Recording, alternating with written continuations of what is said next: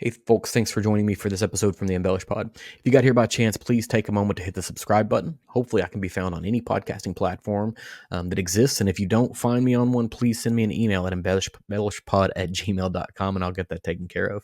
You can also find video versions of this podcast on YouTube. You can find all of my links on Instagram at EmbellishPod or TikTok with the same handle. I have a website. It is www.embellishpod.com. It's also a place to pick up these links, episode details, and more. Today, I have Paul joining me from MB Roland, and I hope you guys enjoy what we talk about. It's actually one of the most geographically close distilleries to me. It's a fantastic place to visit, and they have some pretty interesting and delicious spirits. This morning or afternoon, I have Paul, and I'm not even going to try to say your last name for myself. I've heard it a number of times from peers that do podcasts, but you are here on behalf of MB Roland. And it's taken me a while to get to this one, which is a little curious because it is geographically the second closest distillery to where I am in Western Kentucky, in the Murray area. So we're just right across a couple of lakes from each other. Paul, thanks for hopping on. I'm always super appreciative of people giving me time. It's the only thing that you can't ever replace. You can't make more time. You can make more money. You can, do a lot of other things. But if you could just give me a couple minutes on, what MB Roland is, where you guys are, kind of the ethos of MB Roland.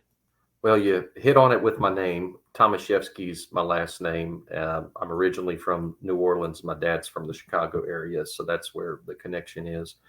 But the reason that we named it MB Roland was it's named after my wife, Mary Beth, and she's co-founder and business partner with me. So we run the business and have grown it together. But we were sitting around talking about names and wanting to be authentic without trying to, maybe over exaggerate a historical figure that may or may not have any real connection to, our local area and whiskey making. And I said, MB Roland sounds like a whiskey. And she said, you know what? That's true. It does. And then I said, yeah, no one can say Tomaszewski, so we pretty much need to go with that. And she said, you should have stopped when you were, just at the MB Roland end of it. But yeah, we named it after her and us because we kind of knew we were going to be blazing our own path.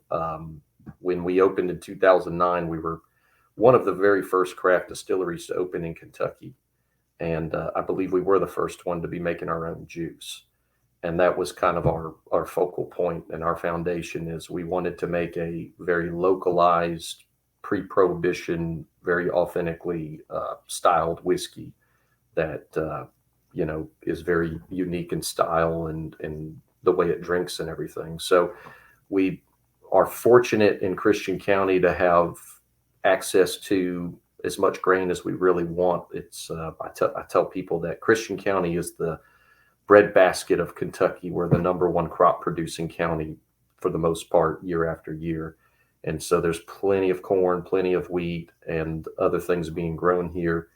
And we had access or have access to food grade, essentially non-industrial white corn that has always been used for food purposes. So it's a product that's always been utilized for flavor and not so much for alcohol output or sugar, or however you want to say that when it comes to efficiencies of making alcohol. And it makes a unique flavor, kind of sets the foundation for all of our product. And that combined with just at this point, we get all of our rye locally. We get our malted barley here from Kentucky as well. Barrels are from Kentucky, our stave mill, which would be a fun trip for you since you're right down the road. Go visit Double S Stave Mill over in Morton's Gap. That'll really open your eyes up to the whole end of the cooperage or cooper's process that you don't really get to see, even if you go through a tour at a cooperage. Sorry. But it's everything about what we've done is curated as far as our production goes, trying to give you essentially, an example of what you could have found before Prohibition changed everything, obviously, when it came to a lot of styles of how bourbon and whiskey is made. And starting out in 2009, I mean, that's prior to the large bourbon boom that happened, right? I think dark spirits were sort of climbing their way back up out of obscurity. But how did you settle on, like, hey, because I've listened to a lot of things. You kind of were looking for what your next project was going to be. What made you decide, hey, we're going to build a distillery to make spirits in a time when it may not have been the most popular thing that was going on, at least darker spirits in that time frame? There was a little bit of just kind of, I had a very distinct feeling that something was going to happen in the distillery space, and particularly whiskey. Because when I started getting into whiskey, I got in as a connoisseur.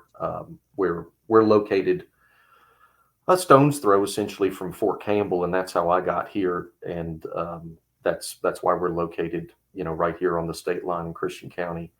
But when I was kind of looking at what I wanted to do when I grew up or when I got out of the Army, I said, whiskey making seems kind of natural for me. I grew up in a family in the New Orleans area where, food's a big thing. Beverage, of course, is a big thing. So we kind of, more like an Italian family compared to the typical South is the best way to explain it. Mm-hmm. But when I was looking at it, I was thinking about it through the prism of, I had already gone through adult life through microbreweries. And I said, you're going to have this in whiskey. I don't know what it's going to look like or how it's going to work. But, you had 7-8 distilleries making most of the juice at that point. And sure enough, now fast forward 16 years later, and you've got essentially thousands of licensed entities and making a lot of different types of whiskey all over the place in places that, there were no distilleries. Maybe before Prohibition, there were some, but just historically, not a lot of that. And I looked at whiskey because you look at the American whiskey in particular, you look at the Scotch offerings and what is available and the variations and the blends and the single malts and everything like that you've kind of been without all of that variation because you just haven't had many distilleries. So a good friend of mine in the industry is no longer with us. And, I've stolen a few of his little jokes and everything. But he when we were early on in this, call it 2010, we were talking about it. He said, that's the bridge that's going to happen here with a lot of blending, a lot of different expressions of bourbon and whiskey that you just haven't seen because there weren't a lot of options out there. But I didn't quite understand how quickly it was going to evolve. And frankly, the levels of attention, financial attention that the whole industry has really gotten and continues to get, because, whiskey is cool now, I guess. Bourbon is definitely. Yeah, and that's for sure. And given the timeline that you're on, you made this statement earlier that you wanted to sort of be a grain to glass concept, but in 2009 it would have been really easy, and not nearly as expensive now as it was, or not nearly as expensive then as it would be now to source a whole bunch of whiskey so you can kind of get out of the gate. How do you bridge the gap before you have something aged to be able to kind of affect your bottom line? Because you're looking a couple of years at the bottom end before you can make any money off whiskey. So what are you doing to bring in revenue in that time frame? We started very small. That's part of it, and have grown essentially organically over the years, with our production. But we started with a few things. We started with some unaged product, and at that time, moonshine was barely starting to get to be something. And so there was a little aid and assistance with that. And we did age our first, call it, few years worth of whiskey in shorter periods of time, a couple of years or so. And we have walked that up to 4+, as kind of our standard, and other products a little bit more, just depends on what it is. But it was a process. I mean, it was talking 10+ years to really build it into what you wanted. But we couldn't source white corn, pot distilled, pre-prohibition style bourbon. And so I knew, frankly, if we were going to source bourbon, and it was 4 years old, and it was from whatever large production distillery, it was going to be very different from the juice that we were going to produce. And that would have been a difficult process to kind of get around. And yeah, it was a process, but we got through it, and we now can always say that we've always made our own juice, and frankly, that's served us well. I mean, I feel like from a knowledge and skill and workforce standpoint, we're very representative of that when it comes to, the amount of years that we've actually been making whiskey. And, I've talked to and know other distillers or other brands that they aren't in the distilling side. And then when they want to get into that side, they find out that that's a whole nother process, and it's going to take years to really get it the way that they want.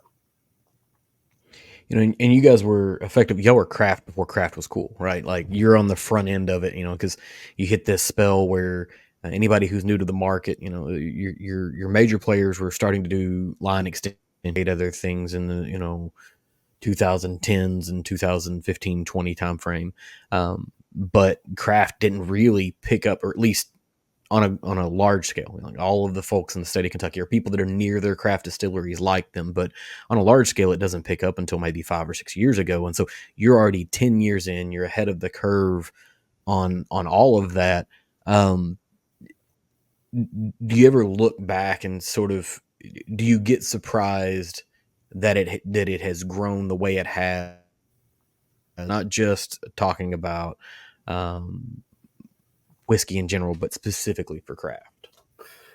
I not necessarily. I will say that looking through the prism of Kentucky, it's definitely different compared to the majority of the rest of the country.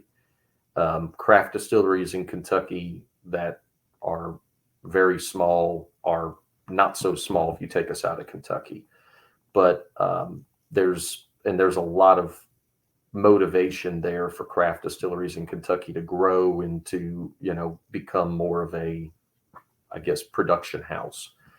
And we've never really pushed that. It's always been the organic growth for us. So, on one hand, you'd always like to be bigger and more successful, but on the other hand, we're in a very manageable place for our business and within the market compared to the other places that are going to, potentially be in a difficult place to move the thousands of barrels that they're putting away a year. But there's levels to the industry. And when I say levels, I mean, there's the consumer side that people see, but within the industry, there's other things going on. And in particular, the amount of involvement of major investment banks and major non-whiskey players, or even folks that have no interest or desire in having a brand, that's probably been one of the biggest surprises of, the actual industry growth, not so much the distilleries themselves or the brands that they produce. And it seems like, being local to me, right? Y'all's location. It seems like there's kind of some new thing that you guys are doing every couple of years, right? Is that part of your intentional growth, where you're like, hey, we're gonna innovate, we're gonna change, we're gonna add on to the property, but we're gonna do it in a very sustainable path? Or does it happen more along the lines of necessity dictates it as opposed to intent planning?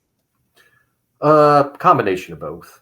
And in the case of our growth at this point, it's been kind of for the purpose of production to kind of fit all of our production size with each other, or, our distillation capacity along with our warehousing capacity being the same, or, being able to support each other. We definitely have other things that we're looking at and talking about and hope to act on with the property itself to kind of evolve it. We're kind of in a growing area. If you don't know where Clarksville, Tennessee is, it just surpassed Chattanooga as the 4th largest city in Tennessee. And I think that's just kind of the beginning. We're starting to see a lot of growth coming into our area that is different, very different from 5 or so years ago. And combine that with we're a mile off the interstate, we're in Kentucky. So we definitely want to elevate visitation and provide more experiences. And I've got probably 10 years worth of that lined up on deck at any Mhm. given time. But part of that's products too. We definitely enjoy making new products, and we have a few different mash bills, so you can play with some of that and blending to create new products. Not that we're going to make a brand new product every single year, but there's definitely kind of a life and frankly sometimes the market telling you what the products are that you need to focus on. And by having multiple products, it kind of gives us the ability to shift and to evolve that a little bit depending on where the interest is with our products. We've got several products that are very popular and we can't make enough of them, and we've got other products where we've got a little bit of excess. So that's that balancing act of inventory and product management. So a couple weeks ago, I was happened to be driving by the new entrance to the facility on a work related trip. We were visiting a farm a couple miles from you guys actually, and I noticed the artwork on the new barn. Can you tell me a little bit about like who did that? Because it's beautiful. Like there's not many places where you have something similar to that. Tell me a little bit about that. Well, it organically happened, and I guess that's the way you get the best result, frankly. Uh, it kind of started off as we need to put some branding and signage and cool artwork essentially on the side of this warehouse, because anyone who's been to our facility, we've always had an entrance on kind of this turn off on a residential road, and still kind of rural, but a line of houses. And we now moved that entranceway to the main highway, and it's in front of the barrel aging warehouse that we built a couple of years ago. And so you've got that giant aging warehouse wall staring at you when you are driving on the highway or when you turn in the new driveway. And we said, okay, let's put a logo, whatever. And then that went to, okay, let's hire this local artist that born and raised and grown up here, and start talking to him, get him out. And we're walking and talking, looking at the building, and it evolved to, let's paint the whole side of this warehouse. And once we decided to do that, we then started kind of paying attention to murals, because it's a mural is what it is. Mm-hmm. Paying attention to murals in Kentucky, and now I pay attention to murals everywhere. And I'm pretty sure it's the largest mural in Kentucky from like a single, piece, as opposed to multiple pieces put together. Paducah's got a huge amount of murals, but those are by different artists and they're different imagery. But this is the whole side of our aging warehouse. I forget the exact amount of square feet, but it's up there. But it's got barrels on the side. We put on there resurrecting history one barrel at a time, because we started very small, just filling a few barrels a month, essentially. And our whole thing is pre-prohibition style bourbon that is very authentically, what we're telling you it is.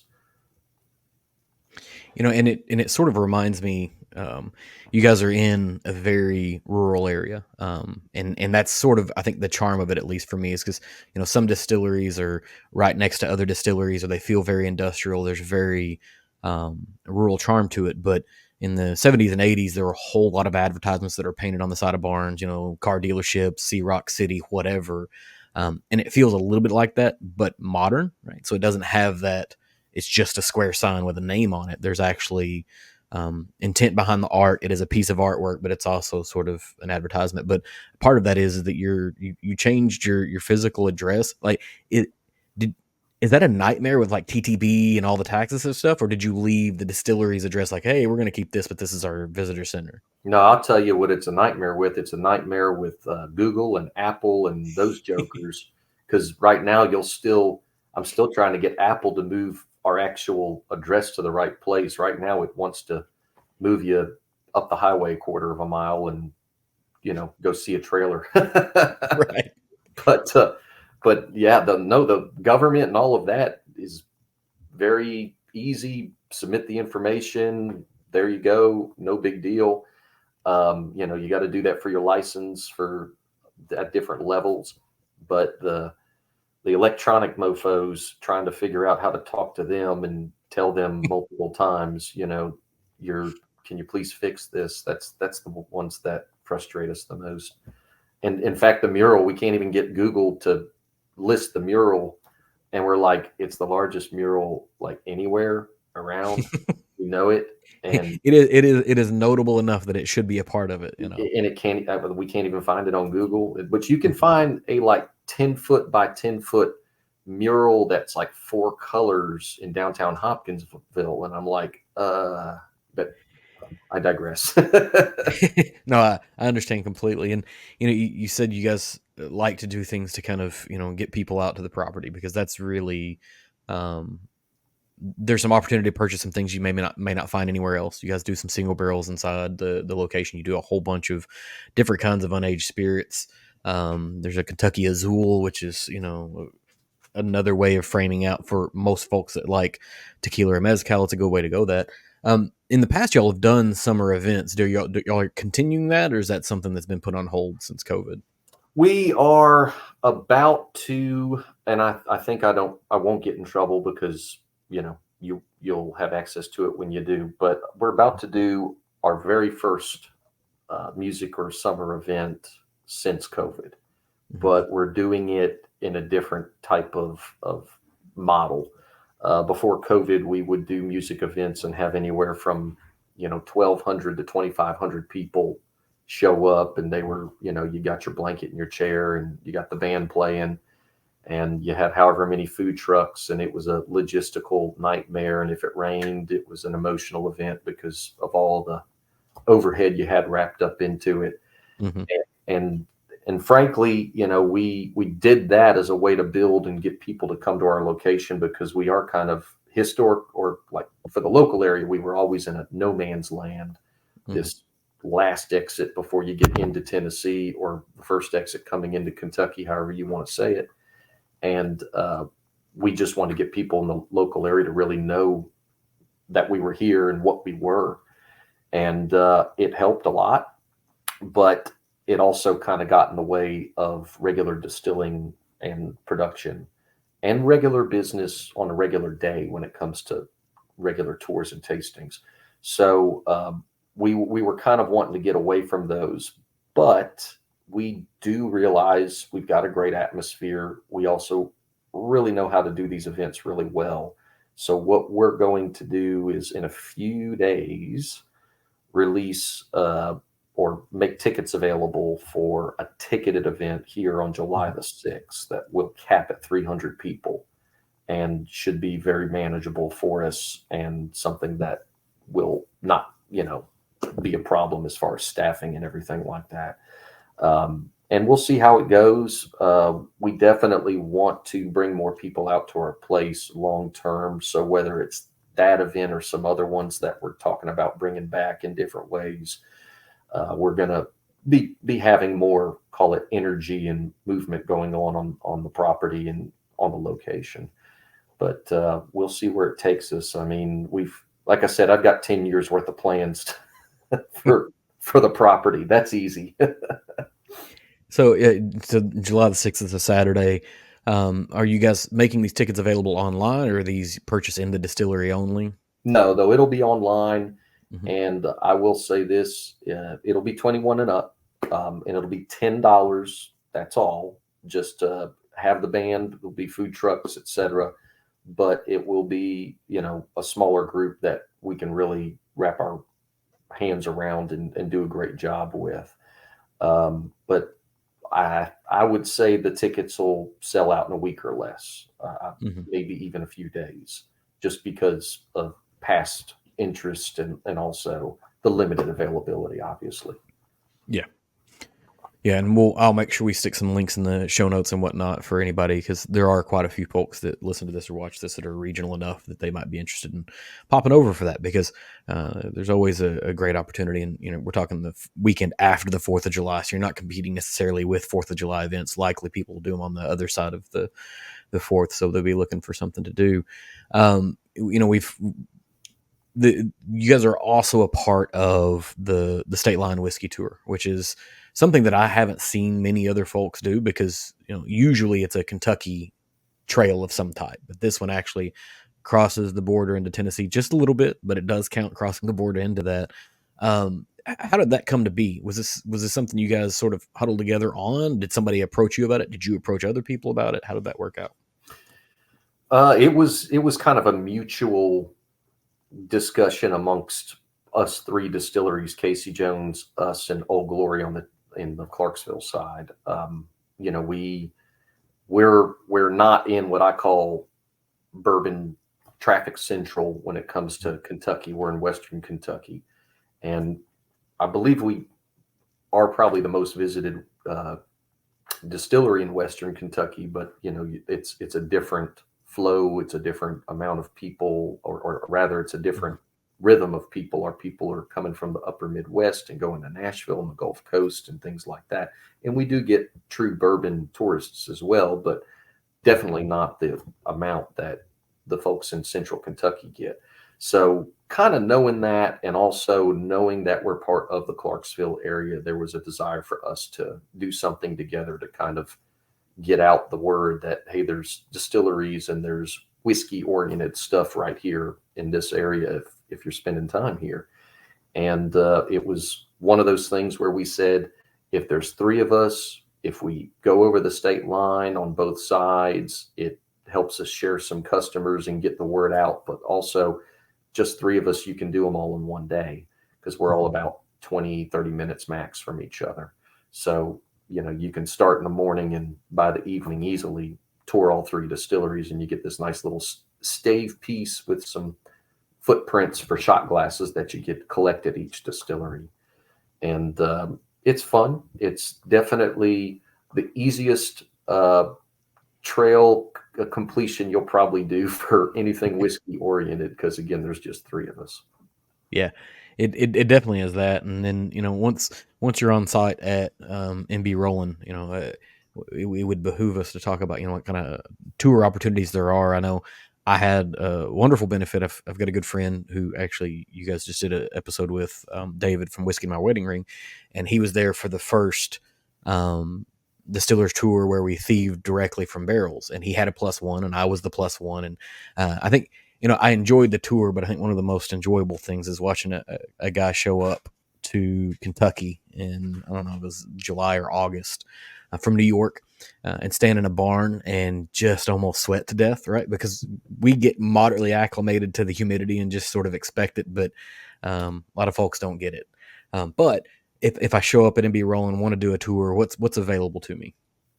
We have standard tours like you would expect at any distillery. We do them on the hour, and we do have our distillers tour, if it's given by me, founders tour, which is going to be a little bit longer, a little bit more in depth, and you're going to taste a lot more.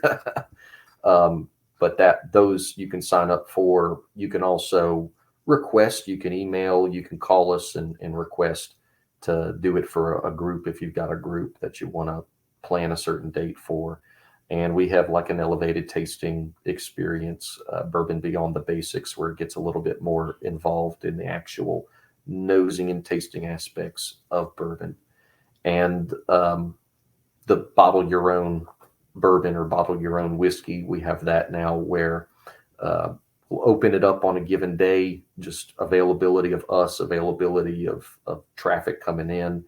And then that's something that people can call ahead and schedule as well.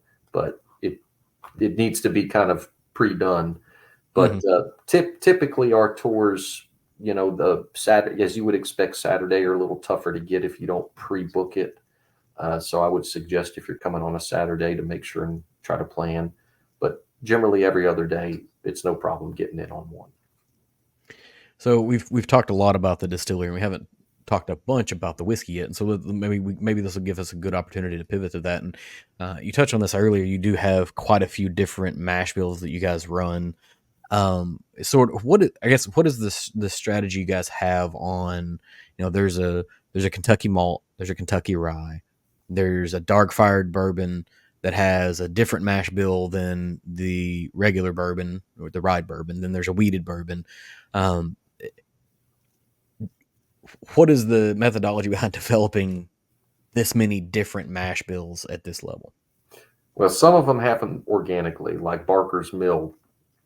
As we've grown that as a product, we have made more of it because it has more of a demand. And so we have grown our wheated bourbon production because that's a wheated bourbon product.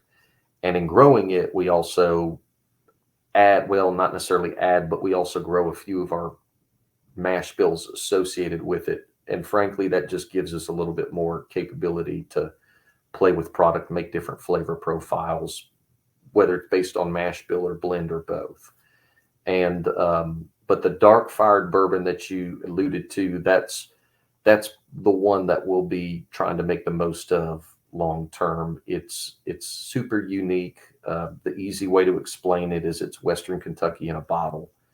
It's if you're familiar with this area, I know you're familiar with dark fired tobacco, but right where we are, we're in the smack dab middle of it all. And when I got here, not knowing, not being from the area, not really knowing what that was, it fascinated me. And I immediately thought about Scotch and kiln firing malted barley. And I said, well, what if we put corn in a tobacco barn and smoked it and did that same effect with the hardwood that they're using? And so we did a little test run with my neighbor across the street. He's career at this point, 87 years old, career farmer, knows if I need any questions to life, I just ask him, and he pretty much has most of them. but did a test run in his barn.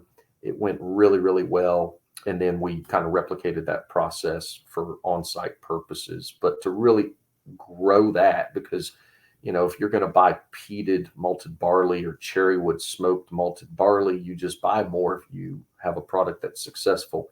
We have to smoke it, and it's all very labor intensive, and it's part of the continual plan that evolution of how do we grow what we need to grow. And that product is so unique.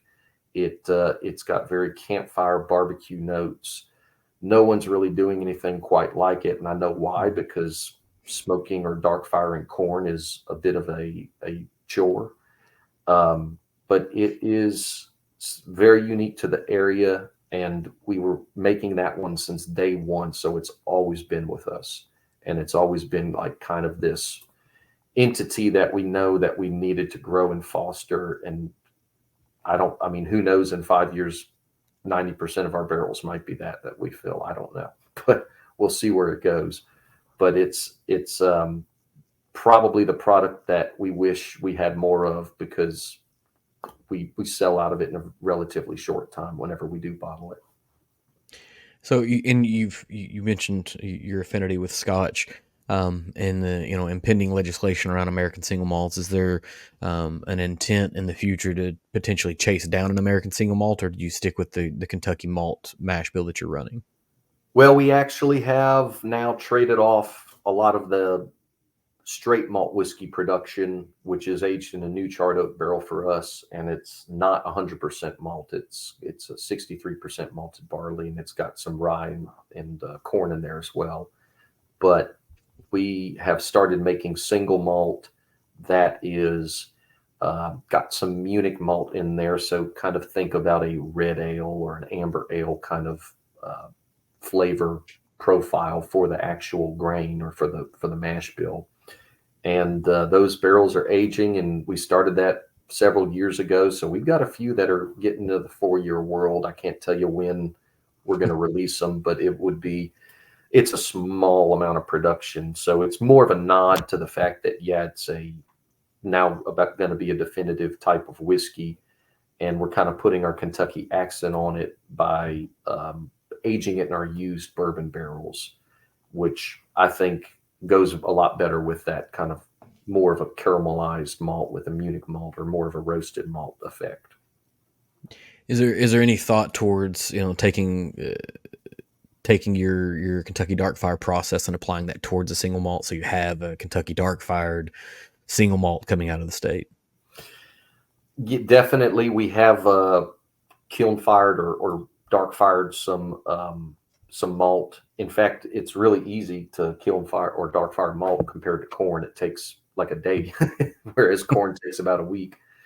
But yeah, we've talked about that, and if we get a little bit more of an escalation of production and we start feeding a little bit of malt, that would be a neat way to kind of throw that into the mix for that product. But going back to always making whiskey since day one, all of these different products that we make is frankly how we learn, and I think really makes us very good producers of whiskey. And even the agave helps that process. It's all learning, it's all similar fundamentals, but you kind of see different effects that happen. You're working with different yeasts, you're working with obviously different grain bills. I can speak from experience. Rye is frankly, our rye is a lovely rye, very herbal and minty, very, I think, representative of pre-prohibition style rye. But making rye is makes you appreciate why bourbon came to be, because if you make a mash of rye, particularly if you pot distill it, it's very easy to make a few mistakes that corn is way more forgiving from. So, that's my little story. I tell people, I say these settlers that came into Kentucky and started making bourbon, it wasn't even a thought. Once they started making it with corn, they were like, we're not going back to rye, because rye turns into wallpaper paste essentially. Yeah, I've not heard anybody be super excited about making rye.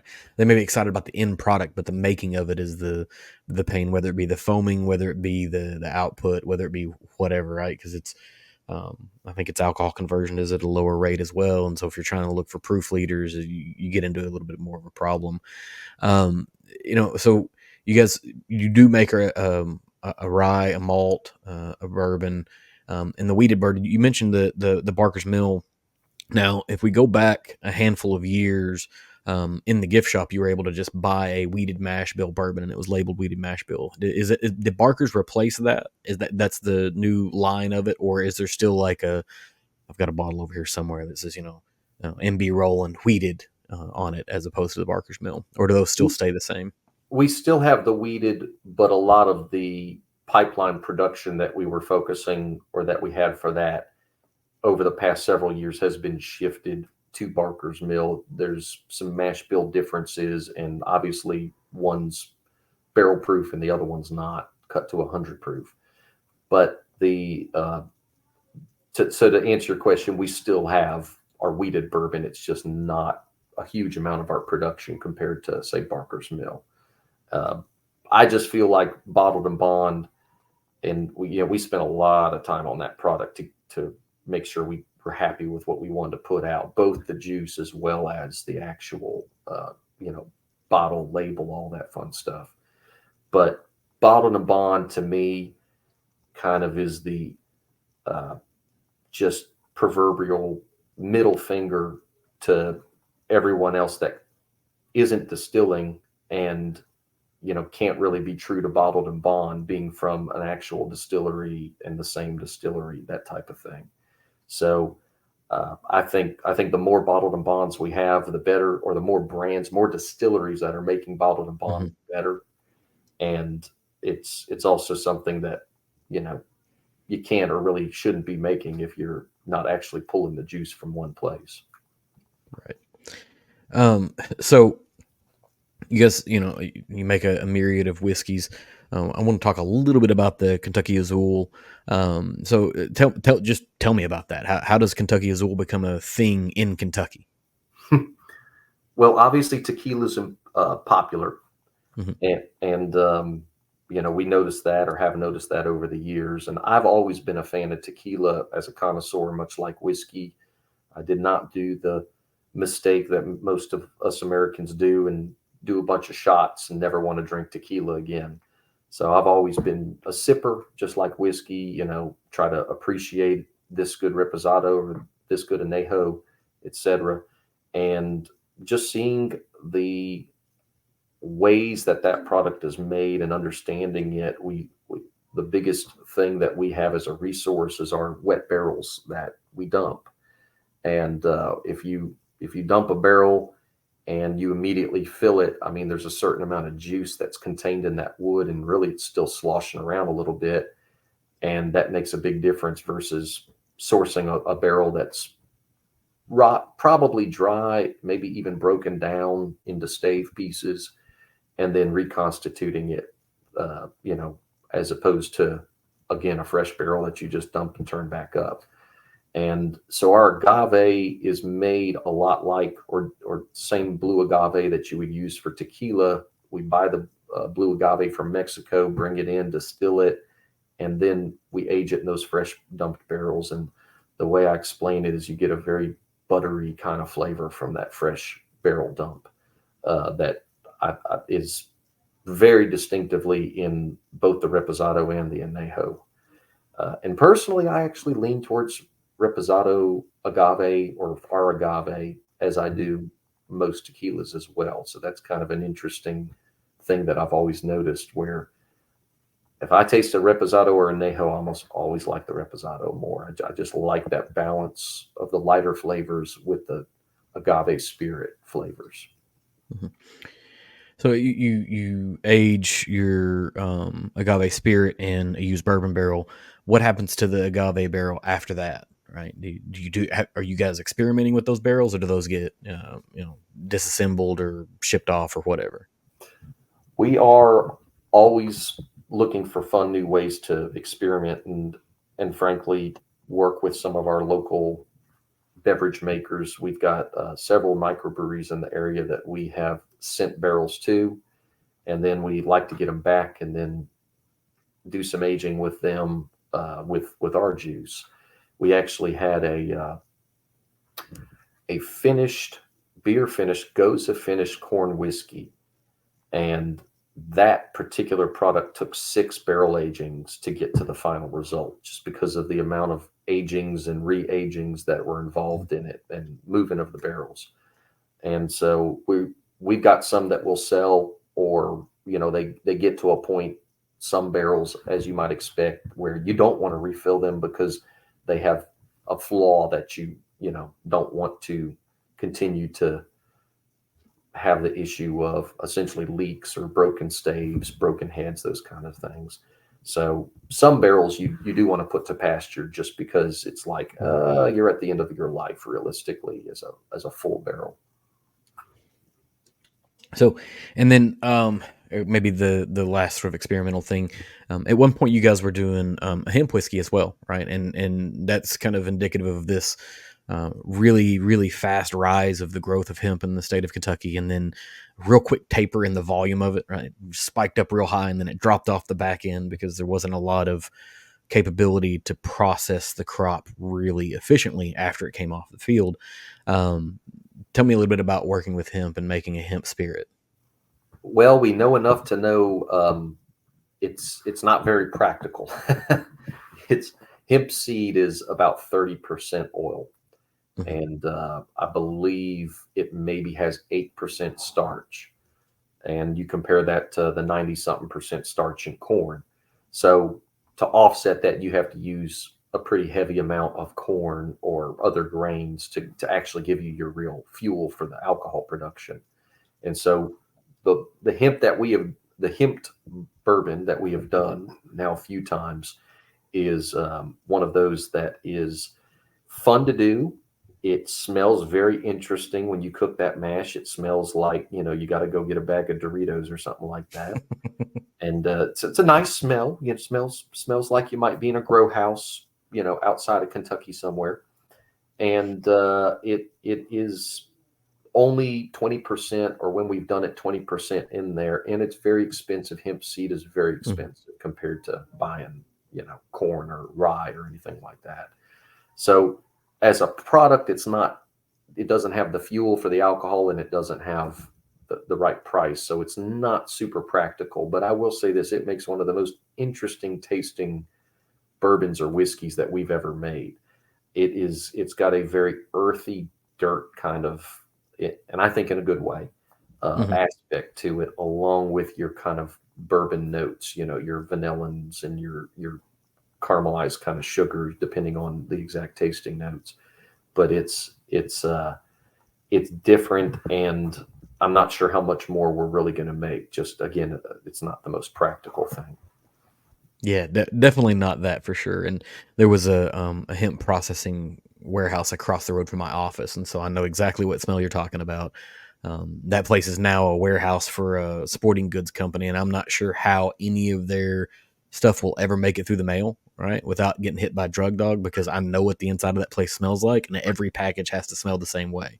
Like it'll be there for years. Like that particular aroma. It's almost like a tobacco stripping shed. Smells like a tobacco stripping shed for at least 5 to 7 years after you're done using it. Right. Um, and one of the other things I guess that you can do when you're on site is you pick up single barrels, right? And you guys have a pretty good selection of single barrels. I had the wonderful opportunity at Barbecue and Barrels in Owensboro to taste the one of the I think Jackie's Icahn came and picked a barrel, and then there was another barrel that was picked alongside it, and you guys had that there, and they're both phenomenal. They're both phenomenal selections. But how do you guys go about picking single barrels for your gift shop sales? Well, it's not it's something. I'm trying to answer that in the easiest way. It's worked in with any of our other single barrels, frankly, and we've got a team. I'm technically part of it, but it's really run by our full-time lead taster blender, Gretchen Wessels, and she's got the job. I refer to her job sometimes the unicorn or the spigot, because she's kind of the control coming out of the warehouse when it comes to barrels. But she's got that job where her job is straight up tasting barrels, tasting samples, and then blending them accordingly and creating different blends. And it sounds like an amazing job, and it really is, but it's a lot of responsibility. And when she has a bad palate day, she has a bad work day, because she can't, there's just a lot that she can't do. And that's going to happen. You have got a sinus irritation or something like that, or a cold or anything. But she is going through tasting stuff. She has help with multiples of us. Mary Beth has a very good palate, and I would be interested for Gretchen and Mary Beth to have a taste off to see who's got the sharper palate. But both of them are very, very sharp. Women tend to have better palates than men. I don't know. Just like they shoot better than men if you're training them from the get-go. So my past life in the Army and this one, women are very important. Yeah, they absolutely do. And there's some studies, maybe it's evolutionary based off of the continued line of human beings, right, being able to taste well. But it is true, they absolutely have better palates. I usually find that single barrels that are selected by women, or largely women groups, end up being better, more interesting, more whatever. But so you have a blender on site. How do you guys go about building blends, whether it's Barker's Mill or whatever? Do you have a control that you go up against, or you just say, we're going to try to make the best blend that we can with the barrels we have available? Well, you definitely use the control for reference sake. That's always good to go back to. So that's always there. And it's a resource. It really is, because it helps you. I mean, if you create a better blend than your previous blend, then fantastic. We're not trying to match the taste exactly. We're just trying to make sure and stay on profile, because we are blending very small batches, usually 10, maybe 15 or so barrels at a time. But the blend is built based on, well, let me back up. When you go in your tasting, call it 10 or 20 samples, the first thing you're going to do is fall on the ones that you feel like are potentially a solid single barrel contender, meaning it tastes very good by itself. It's unique. It's has very distinctive characteristics that it many people would love as far as the overall flavor profile.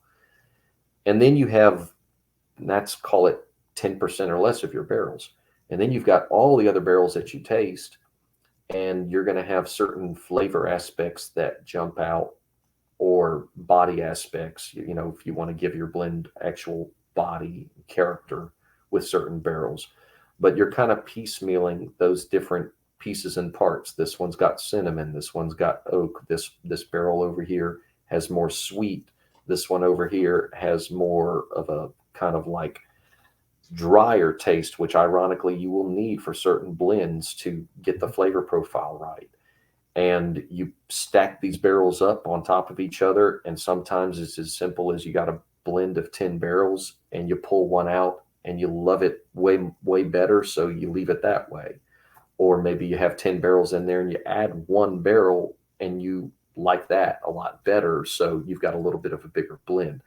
We have a kind of rule of thumb as far as the batch sizes we're trying to achieve, but that's not driving the train completely when it comes to how you put those batches together. It is a process. And frankly, the longer that we've done this, we've always produced whiskey, so we really feel comfortable and competent in that. And we really feel like we understand a lot about that. But the side of the business that we continue to get better at and kind of grow is the blending side, because the more barrels you have, the more that really is what you're doing on a daily basis, putting these products together. And it's probably the most fun part too. This is the finished product. It's the last step of quality control before it goes into a bottle, essentially. So, well, technically the last step is before it goes into the filler, but you always want to taste, before you start a bottling run, right? Right. You got to make sure that just something didn't go wrong, make sure that it's exactly where you wanted it to be. But the having the different mash bills, we've got, a larger concentration of a handful of our mash bills, and then other ones we don't have as much. And some of those are meant to be essentially, okay, if we need a blend or we need something to blend that's going to be different, it gives us that opportunity. Otherwise, we'll do single barrels for all of our mash bills. It's just if we distinctively think it's a good solid barrel, it might end up in the gift shop. It might end up in a sample for a store, and then they pick it. It might end up, going online or something like that. It just there's some rhyme and reason to it, but it's really just filling that pipeline as efficiently as we can do it. Yeah, and you touched on something there. You said online, I guess, and we haven't really talked about that. What does distribution look like, and where, if I wanted to go onto your website, where can the bottles go to? Like what states are legal? Because Kentucky has some archaic laws, and sometimes you got to work around that. Right. Well, the good news is if you're in Kentucky or on a military base, we can ship directly to you. So that there is that. If you go on our website, mbroland.com, and you click on the, purchase online option, it'll bring you to two kind of storefronts. One will be us if you're Kentucky or military. The other one, I believe there's about 32 states that we can ship to through the other online fulfillment.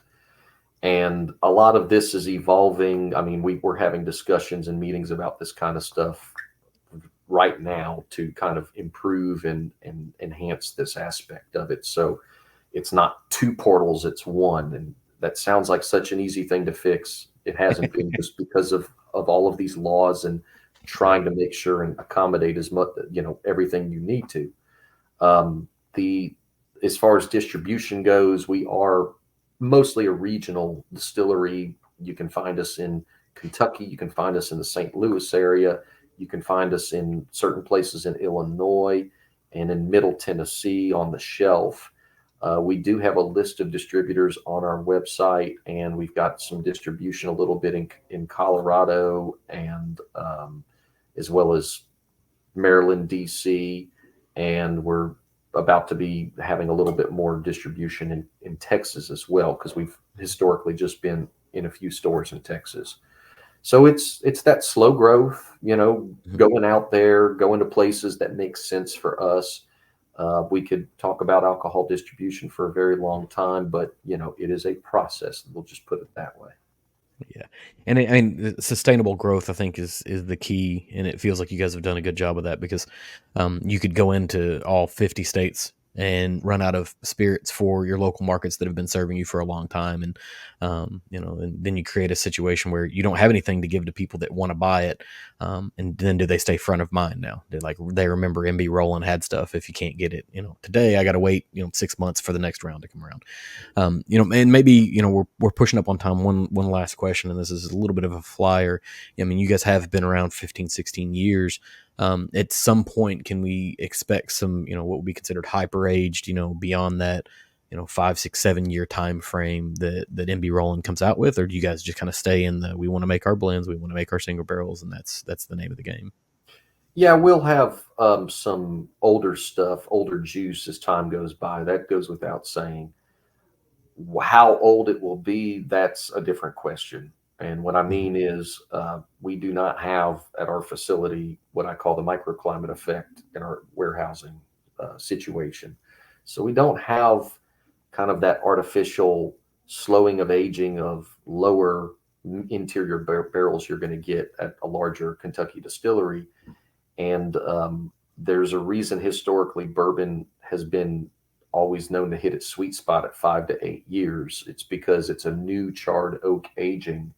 And it takes special barrels to be able to age long periods of time without that microclimate, essentially artificial slowing of the aging process.